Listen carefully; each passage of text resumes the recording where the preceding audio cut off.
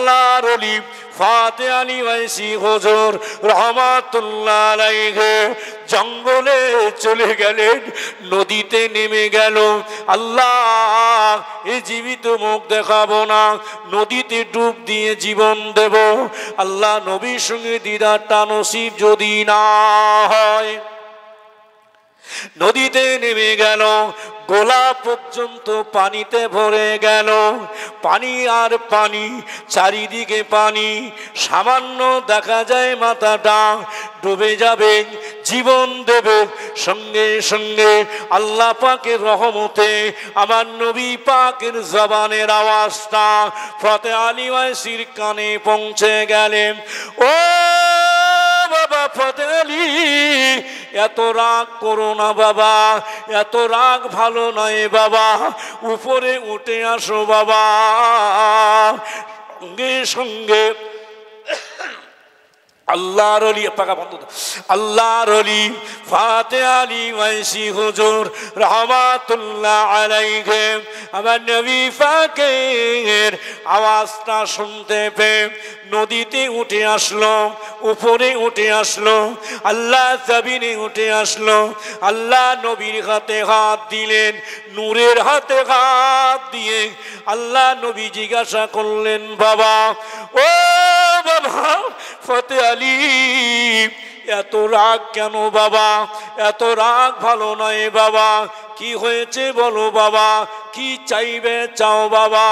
ফাতে আলী ওয়াইসি হুজুর রহমাতুল্লাহ আলাইহি আল্লাহ পাক বলবেন, হাবিব আপনি কাঁদবেন না, কাঁদবেন না, আমার নবী পাকের খাতিরে, আমার নবী পাকের মোহাব্বতে আল্লাহ পাক কোটি কোটি উম্মত উম্মতির জীবনের গুনাহটা মাফ করে দিয়ে, ক্ষমা করে দিয়ে আল্লাহ পাকের দয়ার জান্নাতটা নসিব করে দেবেন। ও নবী পাকের উম্মত উম্মতি গণেরা, হযরত আনাস রাদিয়াল্লাহু তাআলা আনহু আল্লাহ নবীর খেদমতে 10টা বছর কাটালেন।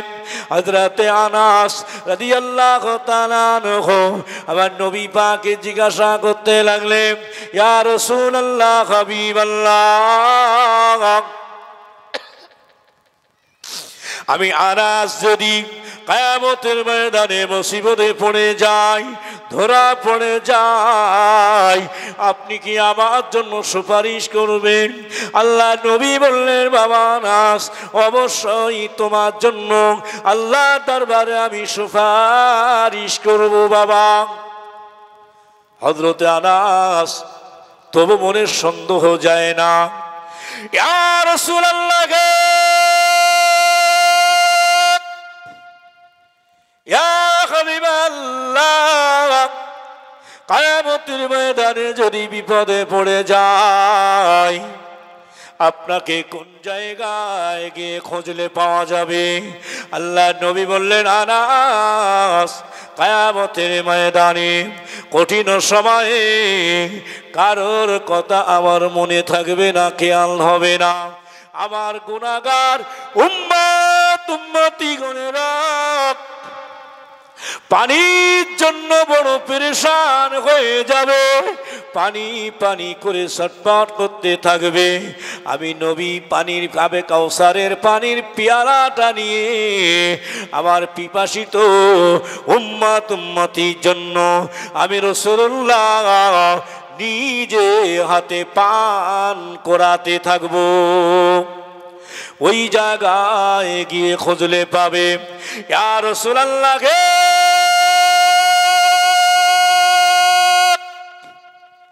ইয়া হাবিবাল্লাহ, যদি ও জায়গায় খুঁজে না পাই, আপনাকে কোথায় খুঁজে পাবো? আল্লাহ নবী বললেন, আনাস, ফুলসিরাতের কাছে আমার উম্মত উম্মতিরা পার হতে বড় ভয় পাবে, আমার উম্মত উম্মতিরা পার হতে ভয় পাবে। চুলের থেকে সরু শাখো, নিচে জাহান্নাম, হীরার ধার। ওই ফুলসিরাত পার হতে বড় ভয় পাবে। আমি নবী পাক ওই ফুলসিরাতের কাছে দাঁড়িয়ে থাকবো। আল্লাহ পাক আমার সম্মানে, আমার খাতিরে, আমার গুনাহগার উম্মত উম্মতিরা ফুলসিরাতটা পার হয়ে আল্লাহ পাকের দয়ার জান্নাতি হয়ে যাবে। ওই সময়তে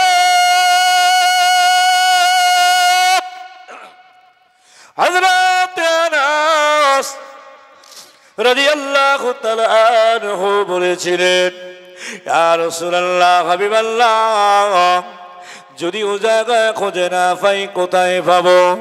আল্লাহ নবী বললেন, আনাস, যে জায়গাটা নেকিয়ার বদিটা ওজন করা হবে ওই জায়গায় মিজানের পাল্লার কাছে আমি নবী দাঁড়িয়ে থাকবো। আমার কোন উম্মত উম্মতি নেকির পাল্লাটা হালকা হয়ে যাবে। আমি আমার আল্লাহ পাকের দরবারে সুপারিশ করতে থাকবো, আল্লাহ পাকের কাছে আরজু করব, আল্লাহ পাক আমার খাতিরে, আমার মহাব্বতে আমার কোটি কোটি উম্মত উম্মতির গুনাহগুলো মাফ করে দিয়ে আল্লাহ পাকের দয়ার জান্নাতে নসিব করে দেবেন। ওই সময় তো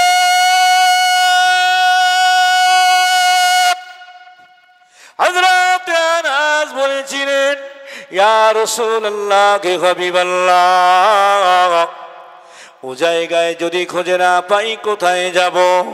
আল্লাহ নবী বলেছিলেন, বাবা আনাস, জাহান্নামার দিকে একদল ফেরেশতা, জাহান্নামার ফেরেশতা আমার উম্মত উম্মতিকে টানতে টানতে টানতে টানতে নিয়ে যাবে।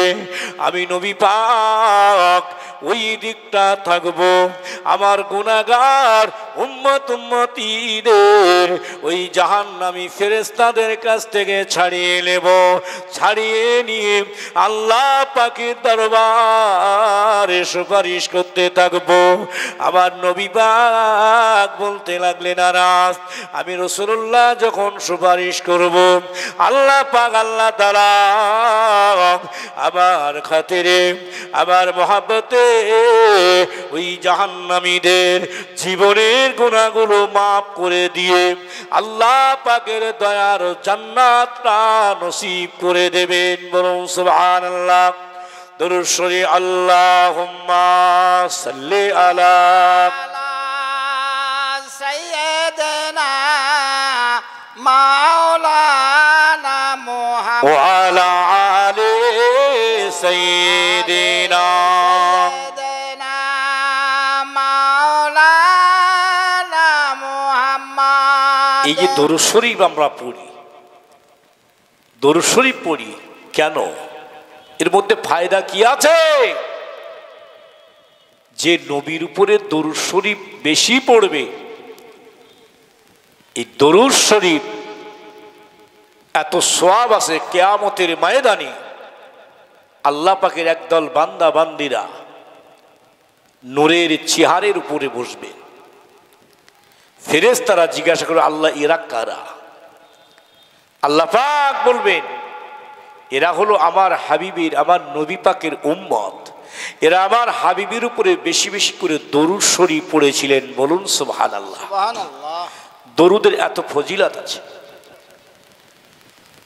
দরুদ শরীফ পড়বেন, আমার আপনার নূর নবী মদিনা শরীফ রওজা থেকে গুনাহগার উম্মত উম্মতে দরুদ ও সালাম আমার নবী নিজে কানে শুনতে পান, আল্লাহ পাকের দরবারে আমাদের জন্য দোয়া করতে থাকে। বলুন সুবহানাল্লাহ। আল্লাহ নবীর একজন সাহাবা, বড় খলিফা হযরতে আবু বকর সিদ্দিক রাদিয়াল্লাহু তাআলা আনহু। কোন আবু বকর? মক্কা থেকে যেদিন মদিনায় যান, সাপের কামড় সহ্য করেছিল হযরতে আবু বকর সিদ্দিক রাদিয়াল্লাহু তাআলা আনহুর একটা রাতের নেকি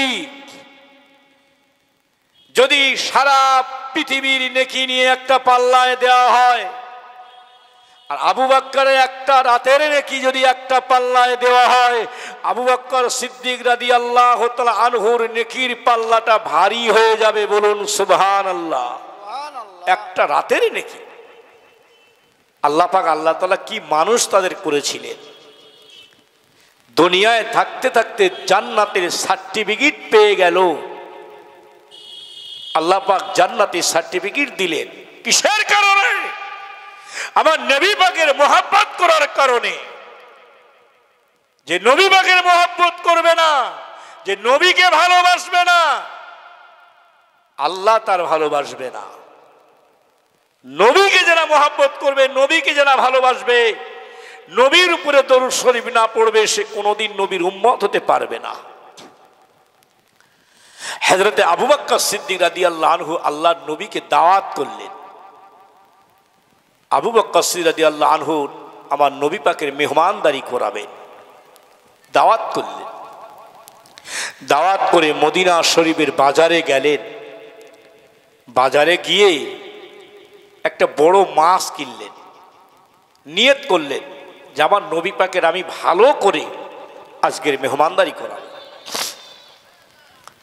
বাজারে গিয়ে একটা বড় মাছ কিনলেন, বাড়িতে দিলেন।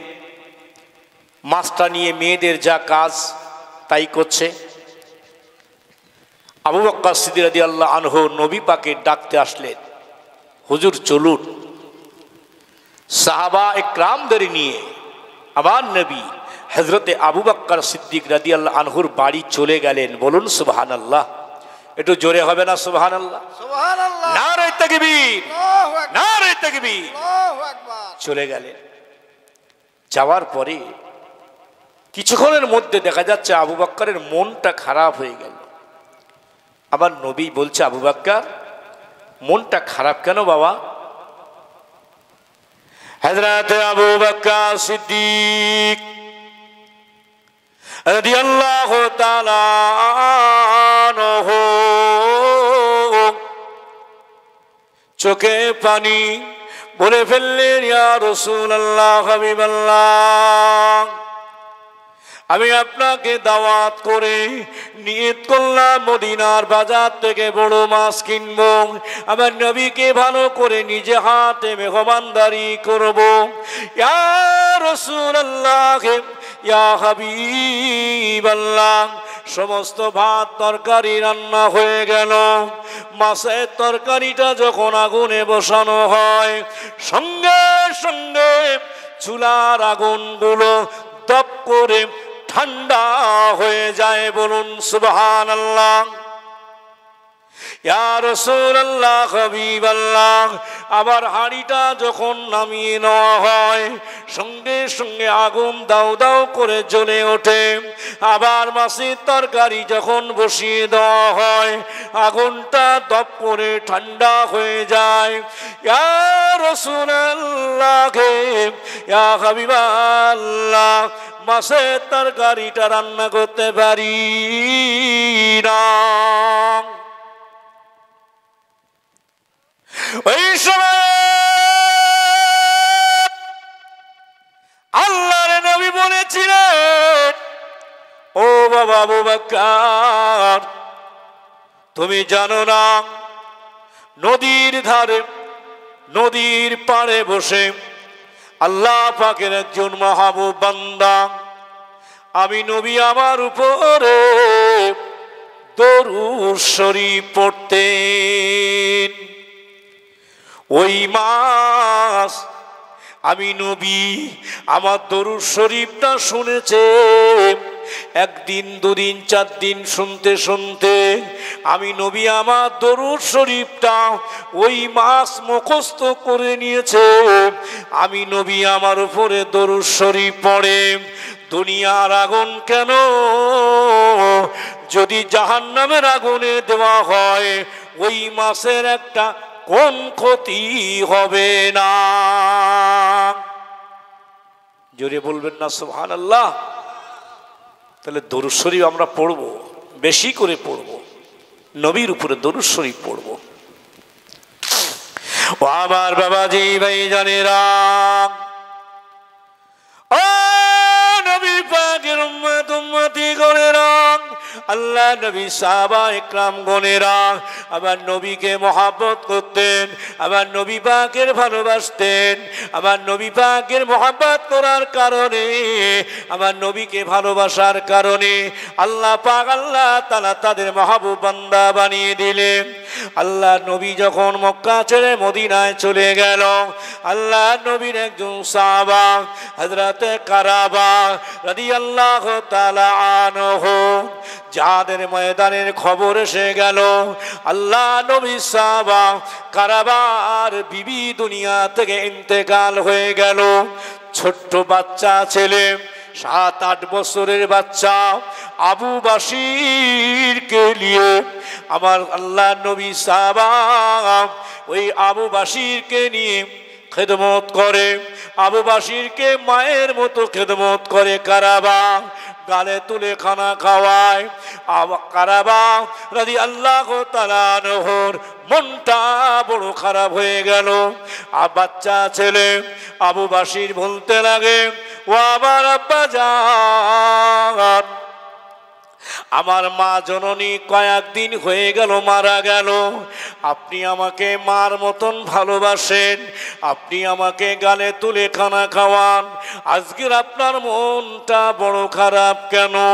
হযরতে কারাবা রাদিয়াল্লাহু তাআলা আনহু বলেছিলেন, বাবা আবু বাসির, আল্লাহর নবী ডাক দিয়েছে আল্লাহ দিনকে জিন্দা রাখার জন্য, আল্লাহর কোরআনকে জিন্দা রাখার জন্য জিহাদের ময়দানে যেতে হবে। বাবা তোমার কোথায় রেখে যাব বাবা? ওই চিন্তা আমি কারাবা করি। ওই সময়তে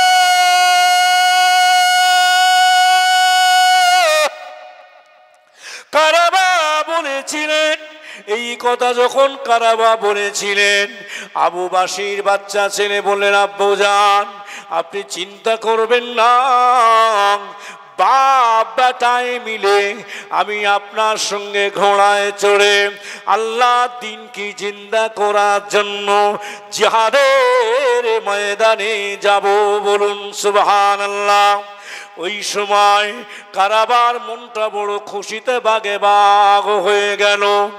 আবু বাসিরকে সঙ্গে নিয়ে আল্লাহর নবীর সম্মুখে হাজির হয়ে গেল। কিছু কথা আমার নবীকে বলবে। আল্লাহ নবী লক্ষ্য করে দেখলেন কারাবা, ও বাবা কারাবা, আর দেরি নয় বাবা, জিহাদের ময়দানে ঝাঁপ দাও বাবা, জিহাদের ময়দানে চলে যাও বাবা। কারাবা বললে, চিন্তা করলে আমার নবীর কাছে যদি বলতে যাই কিছু কথা দেরি হয়ে যাবে, বেয়াদবি হয়ে যাবে। আবু বাসিরকে মদিনার ময়দানে ছেড়ে দিয়ে আল্লাহু আকবার বলে, আল্লাহু আকবার বলে জিহাদের ময়দানে রওনা হয়ে গেলেন। বলুন সুবহানাল্লাহ। জিহাদের ময়দান থেকে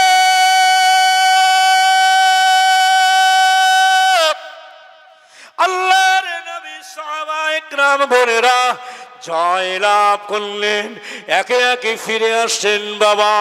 আল্লাহ নবী সাহাবারা জিহাদের ময়দান থেকে দিন ইসলাম জিন্দা হয়ে গেল, জয় লাভ করলো, ফিরে আসছেন। আবু বাসির বাচ্চা ছেলে উঁচু জায়গায় দাঁড়িয়ে লক্ষ্য করে দেখছে আমার আব্বা জান কখন আসে। ওই সময়তে আল্লাহ নবী সাহাবা ইকরামদের জিজ্ঞাসা করতে লাগলেন, ও নবী সাহাবীরা, ও আল্লাহ নবী সাহাবারা, আমার আব্বা জান কারাবা কোথায় বলো? আল্লাহ নবী সাহাবারা কেউ বলতে পারছে না, কেউ বলছে জিহাদের ময়দানে দেখেছি। সব সাহাবাগুলো এক এক করে আল্লাহ নবী সাহাবীরা মদিনা শরীফে নববী মসজিদে গেলেন। আল্লাহর নবীর সাহাবারা আমার নবী পাকের কাছে হাজির হয়ে গেলেন। আল্লাহ নবী দাঁড়িয়ে আছেন, সঙ্গে সঙ্গে আবু বাসির আমার নবী পাকের হাত মোবারকটা ধরলেন। আমার নবী আবু বাসিরের মুখের দিকে তাকালেন। মনটা বড় খারাপ, মনটা বড় খারাপ, চোখে পানি। আবু বাসির বললেন, ইয়া রাসূলুল্লাহ, ইয়া হাবিবাল্লাহ, আমার আব্বা জান কারাবা কোথায়? ইয়া রাসূলুল্লাহ, ইয়া হাবিবাল্লাহ, আজ কয়েকদিন হয়ে গেল আমার মা জননী বিদায় হয়ে গেল, আমার মা ইন্তিকাল হয়ে গেল।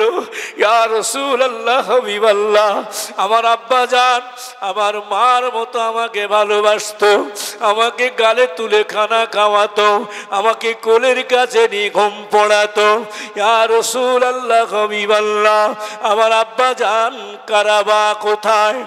আল্লাহর নবী, নূর নবী মাথার উপরে হাত দিয়ে বলেছিলেন, ও বাবা আবু বাসির, দুঃখ করো না বাবা, কেঁদো না বাবা, আমি রাসূলুল্লাহ, আমার মা নাই বাবা, আমার আব্বা নাই বাবা, আমি এতিমি নবী বাবা।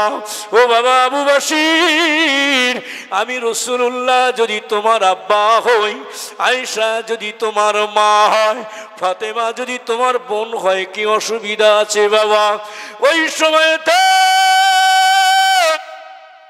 আবু বাসির আর বুঝতে দেরি হলো না, সঙ্গে সঙ্গে বড় আনন্দিত হয়ে গেল। ইয়া রাসূলুল্লাহ, হাবিবাল্লাহ, এর থাকতে আর ভাগ্য নসিব কি হতে পারে? আবু বাসির মনটা আনন্দ পেয়ে গেলেন। বাবাজিরা, ভাইজানেরা, আল্লাহ দিনকে জিন্দা রাখার জন্য, আল্লাহর কোরআনকে জিন্দা রাখার জন্য আমার নবী পাকের সাহাবায়ে কেরাম গণেরা তারা শহীদ হয়ে গিয়েছে, জীবন দিয়েছে, আল্লাহ ওয়ালারা শহীদ হয়ে গিয়েছে। আজকে তবে ইসলামটা মজবুত হয়ে গেলে, ও বাবাজিরা, জানেরা, আজকের আমরা মুসলমানেরা আজকে নবী সুন্নতকে জিন্দা রাখতে পারি না। আল্লাহর কোনো বান্দা যদি, আল্লাহ পাকের কোনো বান্দি যদি এই একের শেষ জামানা একটি সুন্নতকে জিন্দা রাখতে পারে, 100টা গোলা কাটা শহীদের সওয়াব আল্লাহ পাক আমলনামায় লিখে দেবেন। বলুন সুবহানাল্লাহ।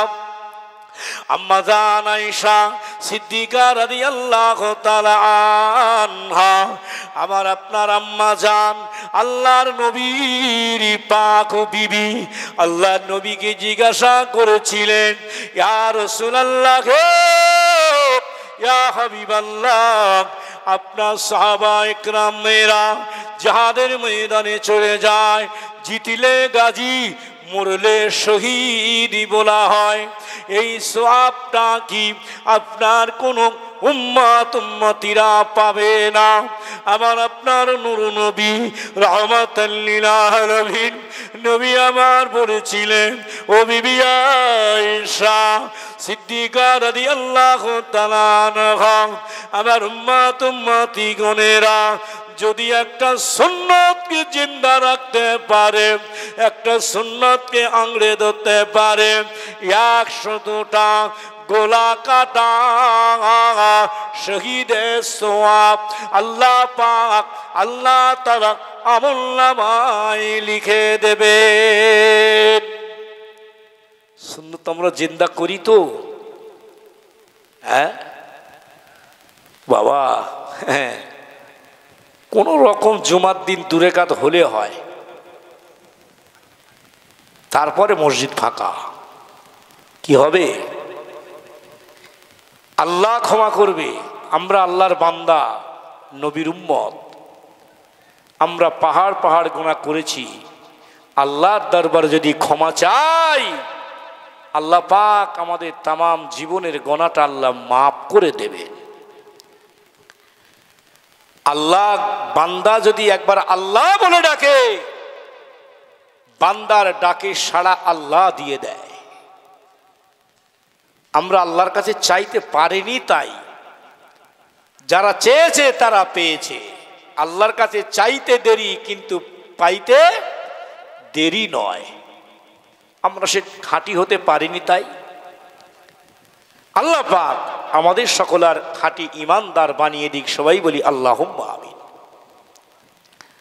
আমার বাবাজিরা, ভাইয়েরা, আল্লাহর নবীর দিদারটা যারা নসিব হবে, আল্লাহ পাক তার জন্য জাহান্নামের আগুনটা আল্লাহ হারাম করে দেবেন। বলুন সুবহানাল্লাহ।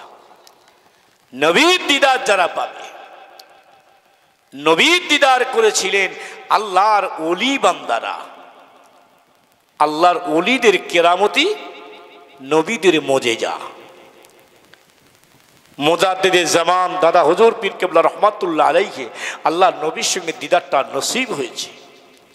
আশিকে রসুল ফুরফুরা শরীফ মির্জা হুজুর পীর কেবলা রহমাতুল্লাহ আলাইহি আল্লাহর নবীর সঙ্গে দিদারটা নসিব হয়েছে। ছোট হুজুর পীর কেবলা রহমাতুল্লাহ আলাইহিকে আল্লাহ পাকের নবীর সঙ্গে দিদারটা নসিব হয়েছে। দাদা হুজুরের পীর ফাতে আলী ওয়াইসি রহমাতুল্লাহ আলাইহি যখন মনে করতেন নবীকে দেখব, তখনই নবী পাকে দেখতে পেতেন। জোরে বলেন না সুবহানাল্লাহ।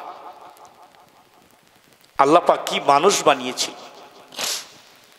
আল্লাহর ওলি ফাতে আলী হুজুর রহমাতুল্লাহ আলাইহি এক আল্লাহর ওলির দরবারে 12 বছর আল্লাহর ওলিকে খেদমত করতে লাগলেন। পায়খানার পানি, উজুর পানি, পেশাবের পানি, গোসলের পানি তুলে দিতে লাগলেন। 12 বছর পরে ফাতে আলী হুজুর বলছেন, হুজুর আমি আপনার দরবারে আর থাকবো না। কেন বাবা? এতদিন হলো আল্লাহর নবীর সঙ্গে আমার দিদারটা নসিব হলো না, আর থাকবো না। হুজুর চলে আসলেন, জুমার নামাজটা আদায় করলেন, আল্লাহ পাকের দরবারে 2টি হাত তুললেন, দোয়া চাইলেন। কি দোয়া? ও রব্বুল আলামিন, আল্লাহ পাক, আমি ফাতে আলী ওয়াইসি যদি আমার নবীর সঙ্গে দিদারটা না হয়, আমি নবী পাকে দেখতে যদি না পাই, আমি ফাতে আলী ওয়াইসি জীবিত মুখ আর দুনিয়ার জমিনে কাউকে দেখাবো না। বলুন সুবহানাল্লাহ। একটু জোরে হবে না সুবহানাল্লাহ? আল্লাহর ওলি ফাতে আলী ওয়াইসি রহমাতুল্লাহ আলাইহি আসরের নামাজটা পড়লেন। আসরের নামাজটা পড়ে আল্লাহ পাকের দরবার শরীফে দোয়া চাইলেন। আল্লাহ পাক, আমি ফাতে আলী ওয়াইসি যদি আমার নবীর সঙ্গে দিদারটা নসিব না হয়, আমি ফাতে আলী ওয়াইসি জীবিত মুখ দুনিয়ার জমিনে কাউকে দেখাবো না। আসরের নামাজটা আদায় করে আল্লাহর ওলি বান্দা, আল্লাহ পাকের মাহবুব বান্দা এক কদম দু কদম করে চোখের পানি ফেলতে ফেলতে চোখের পানি জারি হয়ে যায়। কাঁদতে কাঁদতে জঙ্গলের দিকে রওনা হয়ে যায়। আল্লাহ পাক আমার নবী পাকের না দিদার পেলে আমি জীবিত মুখ আর দুনিয়ায় দেখাবো না। আল্লাহর ওলি ফাতে আলী ওয়াইসি হুজুর রহমাতুল্লাহ আলাইহি জঙ্গলে চলে গেলেন, নদীতে নেমে গেল। আল্লাহ এই জীবিত মুখ দেখাবো না, নদীতে ডুব দিয়ে জীবন দেব। আল্লাহ নবীর সঙ্গে দিদারটা নসিব যদি না হয়, নদীতে নেমে গেল, গোলা পর্যন্ত পানিতে ভরে গেল। পানি আর পানি, চারিদিকে পানি, সামান্য দেখা যায় মাথাটা ডুবে যাবে, জীবন দেবে।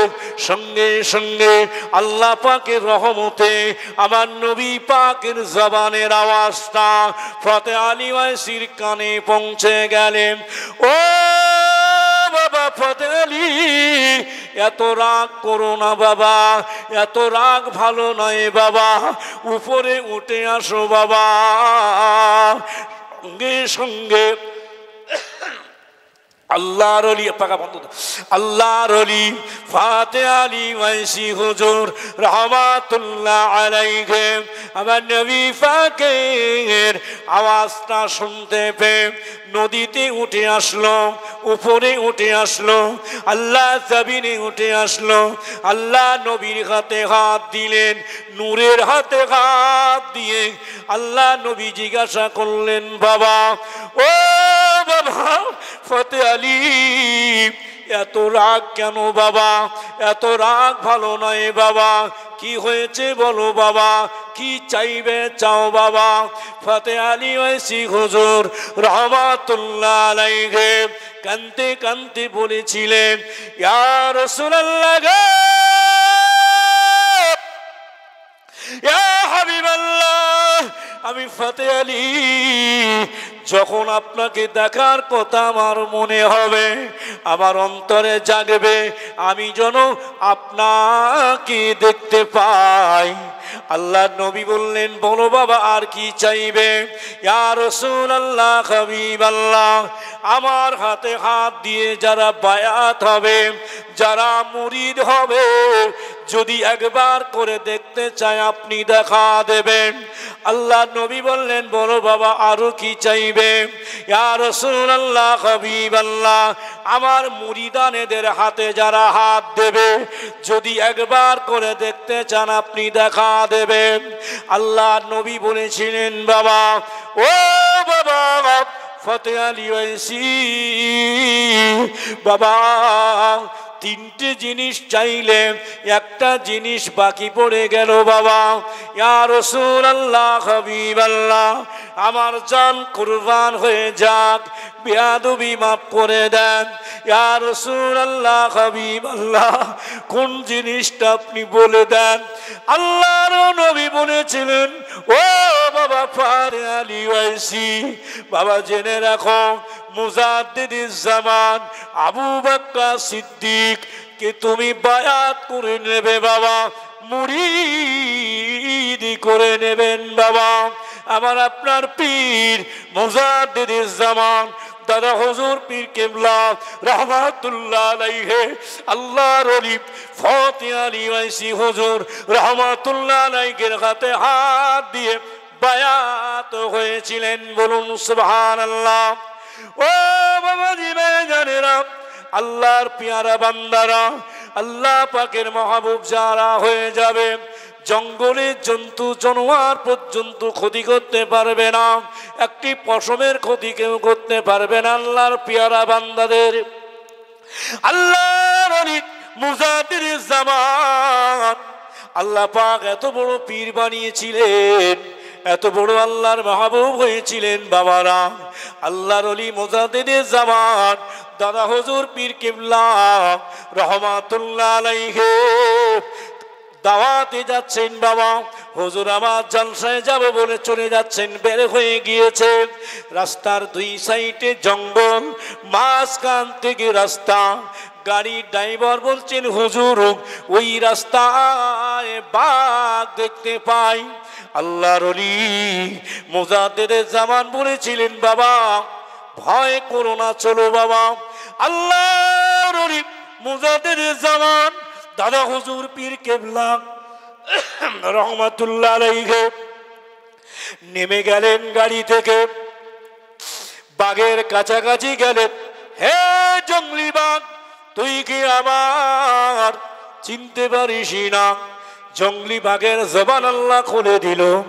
জঙ্গলি বাঘ বলে ফেললেন, ও মুজাদ্দিদুজ জামান, আমি আপনাকে চিনি।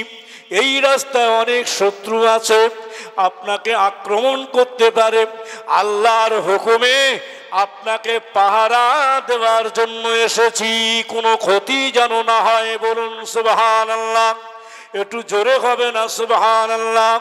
ও বাবাজিরা ভাইজানেরা, ও নবী পাকের উম্মত উম্মতিরা, আল্লাহর ওলি বড় পীর সাহেব আব্দুল কাদের জিলানী হুজুর রাহমাতুল্লাহ আলাইহিকে আল্লাহ পাক কত বড় ঈমানে পাওয়ার দিয়েছিলেন। ছোট্ট বাচ্চা বেলায় আবু সালেহ মুসা জাহাঙ্গীরি বাগদাদ শরীফের বাজারে যাবেন, আল্লাহর ওলি বড় পীর সাহেব বাহানা ধরেছেন, আব্বাজান আমি আপনার সঙ্গে বাজারে যাব, আপনি আমাকে নিয়ে চলুন।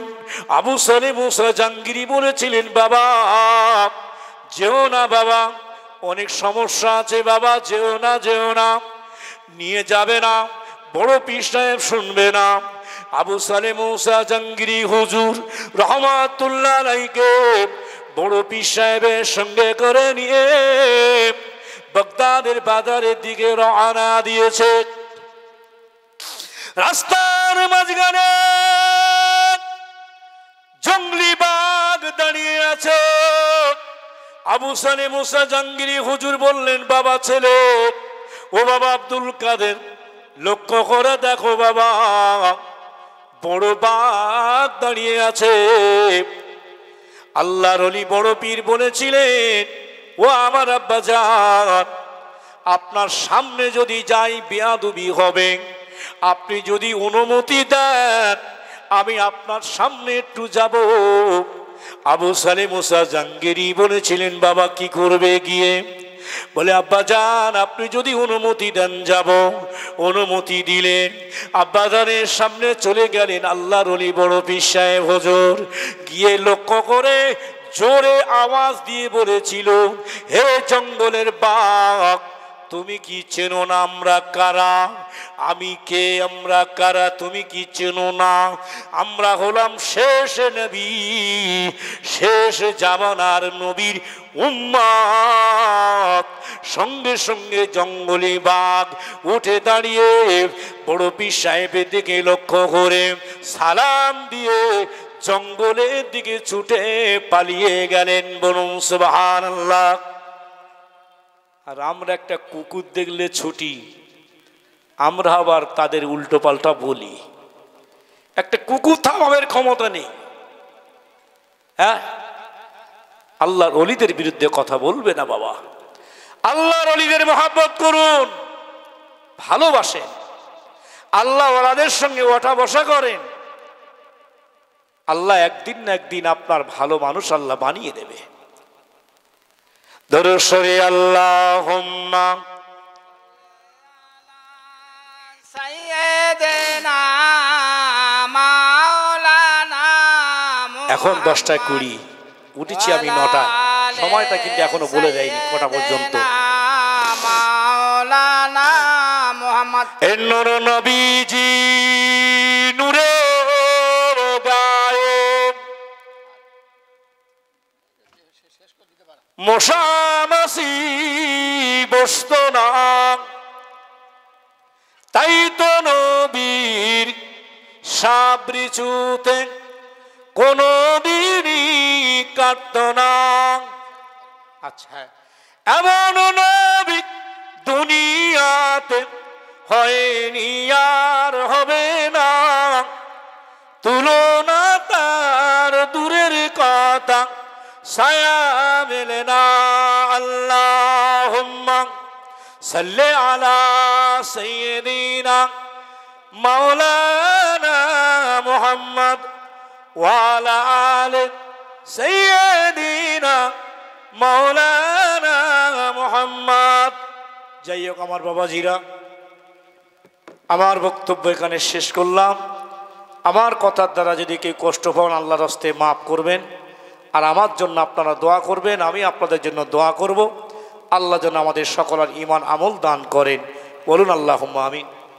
আসসালামু আলাইকুম ওয়া রাহমাতুল্লাহি ওয়া বারাকাতুহু। এখন আপনাদের সামনে মাওলানা জুলফিকার আজিজি তিনি এসে উপস্থিত হয়েছেন। আর আপনারা বিলম্ব করবেন না, আপনারা চলে আসুন। বাংলাদেশ থেকে মাওলানা জুলফিকার আজিজি এসে গিয়েছেন। তিনি তার মূল্যবান বক্তব্য এখনই রাখবেন। আপনারা আর বিলম্ব করবেন না, গ্রামবাসী ভাইয়েরা এবং আমার বাবাজিরা, আপনারা আর বিলম্ব না করে মজলিসে চলে আসুন। আপনাদের কাছে আমি অনুরোধ করছি, যে সময়ের জন্য আপনারা অপেক্ষা করে আছেন সেই সময় এসে উপস্থিত হয়েছে এবং তিনি এসে উপস্থিত হয়ে গিয়েছেন। আর আপনারা বিলম্ব না করে মজলিসে চলে আসুন। আপনাদের কাছে আমি অনুরোধ করছি, আপনারা বিলম্ব করবেন না।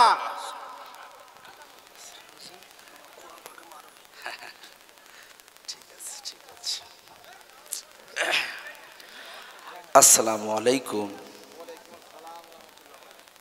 ভালো আছেন ভাইজানেরা? ঈদ মোবারক। বলুন ঈদ মোবারক। খুব সুন্দর ঈদের দিনে আপনারা মেহফিল ইন্তজাম করেছেন, শুকরিয়া। বলুন আলহামদুলিল্লাহ। আমি বসিরহাট থেকে আসার পথে বিভিন্ন জায়গায়, বিশেষ করে ক্যানিং, আপনাদের দক্ষিণ 24 পরগনায় আমার আপনার মুসলমান ঘরের মেয়েরা, ছেলেরা এত বেহায়াপনা হয়ে গেছে, ক্যানিংয়ের, এখানকার না, ব্রিজ যেন ভেঙে যায় এরকম একটি অবস্থা। বলুন